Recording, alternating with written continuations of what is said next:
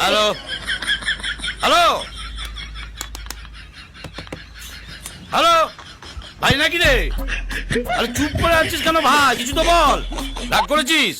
আরে কিছু মনে করিস না ভাই, আমি ওই কেনিমারা দিবাকরের বাড়ির পেছনে গিয়েছিলাম। ওখানে দুটো ছেলেকে না চেম্বারাতে দাঁড়িয়ে থাকতে থেকে পালিয়ে এসেছি। আরে ভাই তুই ওই মেয়েটাকে নিয়ে ভেগেছিস না?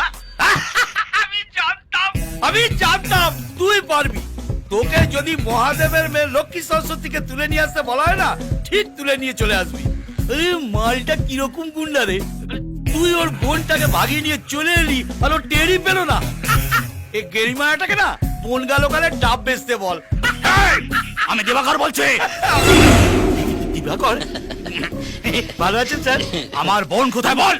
এই দেখুন আমি গেরিমারা আদার ব্যাপারী, মা বোনদের ব্যাপারে কোনো খোঁজ খবরই না। আমাকে গাড়ি নিয়ে আসতে বলেছিল তাই এসেছিলাম। কে কে বলেছিল আসতে? নামটা বললে ফেঁসে যাবো। স্যার আমি তো চিনি না। ইন্টারন্যাশনাল কল ছিল, মনে হয় স্যার দুবাই টন টন হবে। নাম্বার, ওর নাম্বার চাই আমার। নাম্বারটা দে। আপনি স্যার ফোনটা কাটুন, আমি এসএমএস করে দিচ্ছি। হ্যালো, এই নাম্বারটা সবাই সেভ করে রাখো। নম্বরটা লক করে দিই, কেস খেয়ে যাবো। এই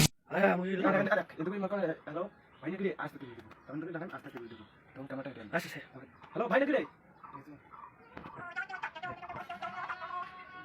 हेलो हेलो हेलो भाई नगरे